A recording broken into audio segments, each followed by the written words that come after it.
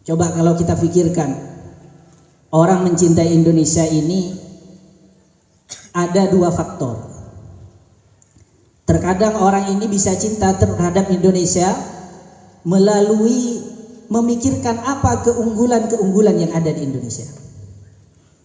Di antara keunggulan yang ada di Indonesia yang sulit dimiliki oleh negeri lain, oleh negara-negara lain sulit dimiliki apa?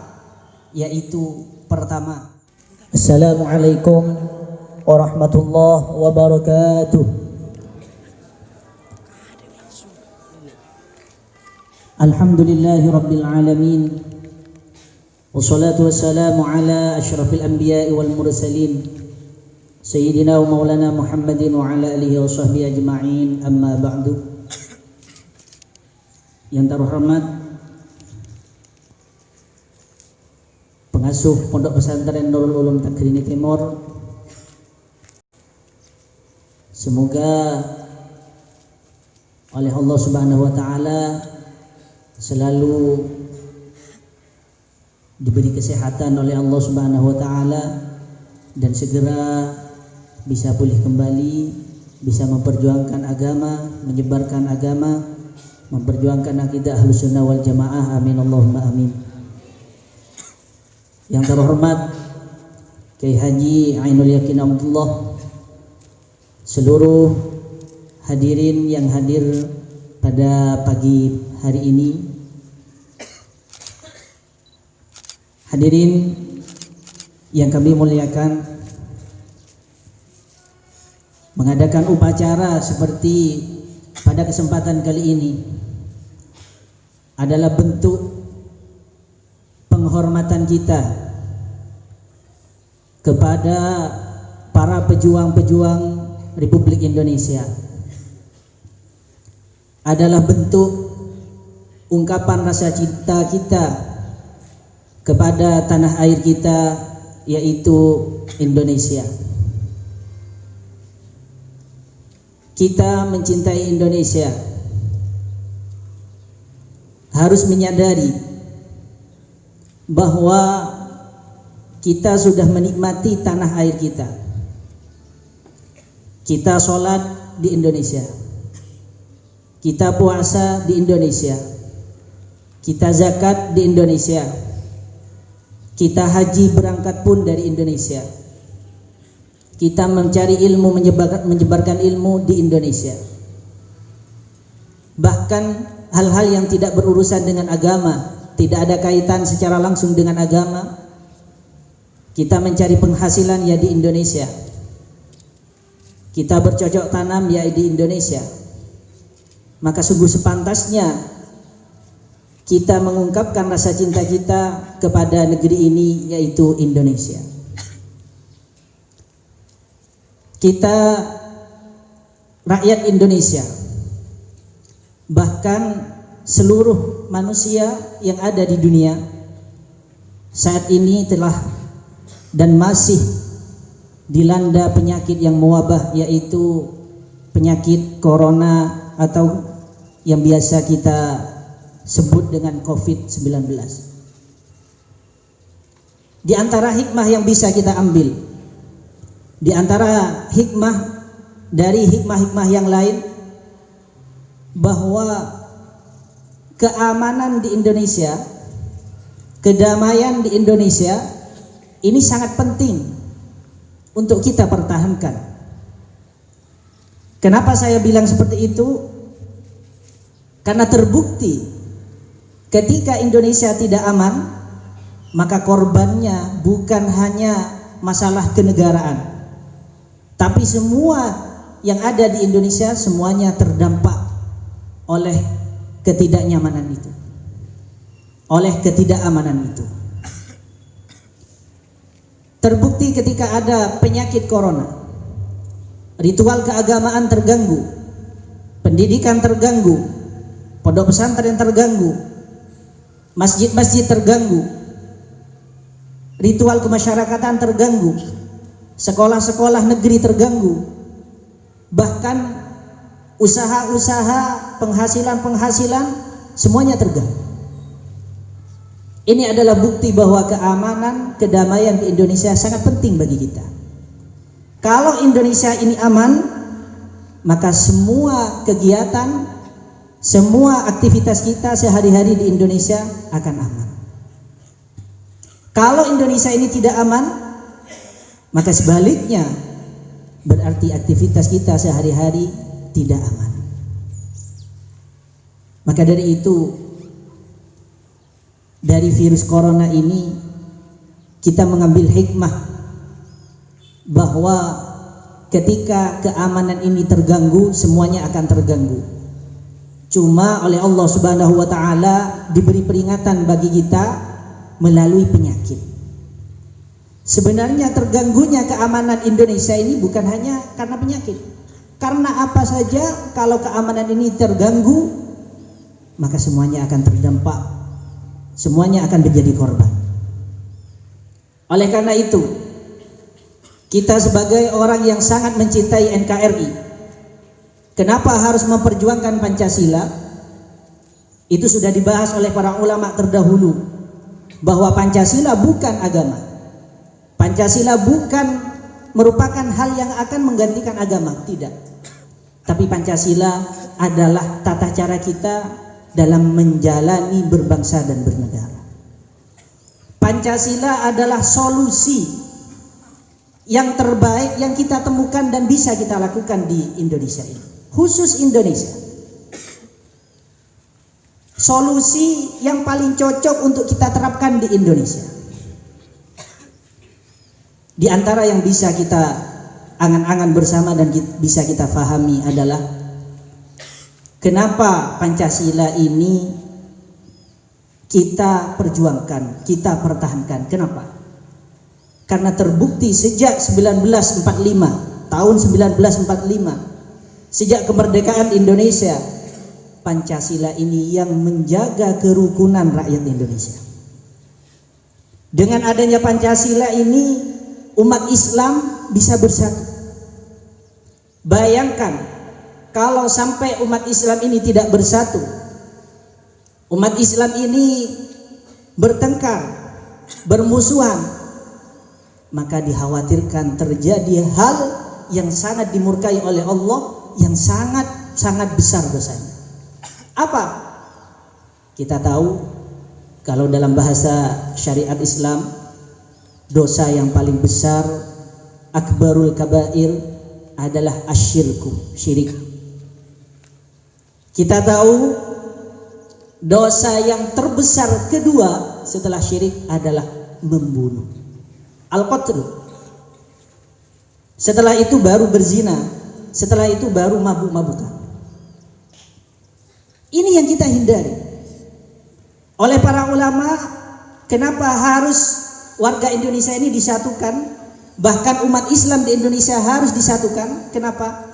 Karena diantara alasannya menjaga agar tidak terjadi saling bermusuhan, lebih-lebih sesama muslim. Kalau ini sampai terjadi, khawatir akan terjerumus pada dosa yang terbesar kedua, yaitu adalah membunuh. Kita bukan tidak tahu tentang agama. Ulama-ulama kita terdahulu bukan tidak tahu tentang agama, cuma menjalankan agama itu sesuai dengan kemampuan yang bisa dilakukan di Indonesia. Maka Pancasila adalah solusi yang ditemukan dan bisa dilaksanakan di Indonesia, yang bisa mempersatukan rakyat Indonesia, lebih-lebih bisa mempersatukan umat Islam yang ada di Indonesia. Maka dari itu kita harus mencintai Indonesia. Kita ini, coba kalau kita pikirkan, orang mencintai Indonesia ini ada dua faktor. Terkadang orang ini bisa cinta terhadap Indonesia melalui memikirkan apa keunggulan-keunggulan yang ada di Indonesia. Di antara keunggulan yang ada di Indonesia yang sulit dimiliki oleh negeri lain, oleh negara-negara lain sulit dimiliki apa? Yaitu pertama, Indonesia adalah negara yang mayoritasnya adalah muslim ahlus sunnah wal jamaah. Yang kedua apa? Yang kedua, keunggulan Indonesia adalah damai. Negara yang lain mungkin ada yang mayoritasnya adalah Muslim Ahlus Sunnah wal Jamaah, tapi keadaannya perang. Di negara lain mungkin ada yang damai, tidak ada peperangan, tidak ada permusuhan, tapi mayoritas bukan Islam Ahlus Sunnah wal Jamaah. Kita di Indonesia alhamdulillah memiliki dan terlahirkan di negara yang mayoritas Islam Ahlus Sunnah wal Jamaah dan aman sampai sekarang. Mudah-mudahan keamanan ini tetap dijaga oleh Allah Subhanahu wa taala. Amin Allahumma amin. Ini adalah salah satu keunggulan agar kita bersyukur ada di Indonesia, memiliki negeri seperti Indonesia. Ini yang pertama. Untuk bisa kita mencintai Indonesia, lihatlah keunggulan-keunggulan itu. Yang kedua, ada orang-orang yang bisa cinta terhadap Indonesia dengan melihat kekurangan-kekurangan yang ada di Indonesia. Dengan adanya kekurangan itu, maka semangat untuk memperbaiki kekurangan itu. Semangat untuk meningkatkan kelemahan-kelemahan yang ada di Indonesia. Maka dari melihat kelemahan dan kekurangan Indonesia, semangat untuk berjuang memperbaiki dan membenahi Indonesia. Namun hadirin, yang perlu saya sampaikan, cara menyikapi dua hal ini berbeda. Kalau kita mengetahui keunggulan Indonesia, kelebihan Indonesia, maka kita harus semakin cinta terhadap Indonesia dan sebarkan kelebihan itu. Sebarkan keunggulan itu. Sebarkan keistimewaan itu. Tapi kalau kita menemukan kelemahan Indonesia, melihat kekurangan Indonesia, jangan disebarkan. Satu contoh, kalau kita cinta terhadap seseorang, maka kita akan menyebarkan kebaikan orang tersebut. Tapi kalau ada kekurangan dari orang yang kita cintai, kita akan pendam, kita akan simpan, dan kita ingatkan dengan lemah lembut, dengan sedikit demi sedikit. Khawatir kalau kita menemukan kekurangan Indonesia lalu kita sebarkan dan kita mengaku cinta terhadap Indonesia, khawatir itu bukan merupakan cinta, tapi itu merupakan benci terhadap Indonesia. Silahkan kita melihat keunggulan-keunggulan Indonesia, bukan untuk sombong, bukan untuk berleha-leha, bukan untuk terlena, tapi agar kita semakin bangga bersyukur kepada Allah sebagai rakyat Indonesia. Silahkan Anda, kita semua melihat kekurangan Indonesia dan itu jadikanlah sebagai penguat perjuangan kita agar kita tahu apa kelemahan Indonesia, tapi itu cukup kita simpan, jangan disebarkan kemana-mana. Karena itulah salah satu tanda rasa cinta kita kepada Indonesia. Maka dari itu, kita sebagai rakyat Indonesia tetap punya prinsip bahwa NKRI ini harus kita pertahankan. Kita mencintai warga Indonesia, kita mencintai negara Indonesia. Kita punya prinsip bahwa Islam Ahlus Sunnah wal Jamaah ini harus kita pertahankan, harus kita perjuangkan, dan antara negara dan agama tidak bertentangan. Maka dari itu, mudah-mudahan kita semua bisa beragama dengan baik, bisa berbangsa dan bernegara dengan baik pula. Amin Allahumma amin. Dan mudah-mudahan penyakit yang mewabah di negara kita ini dan di seluruh dunia mudah-mudahan segera diangkat oleh Allah Subhanahu wa taala, agar kita semua senantiasa bisa melaksanakan ritual keagamaan kemasyarakatan yang baik dengan penuh nikmat dan penuh keamanan kedamaian di negara Indonesia ini. Amin Allahumma amin. Mungkin hanya ini yang bisa kami sampaikan. Kurang lebihnya mohon maaf. Wassalamualaikum warahmatullahi wabarakatuh.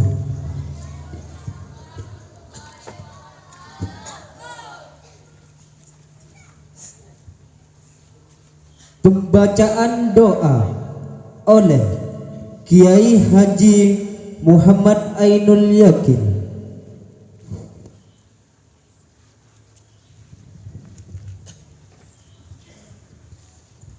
Bismillahirrahmanirrahim.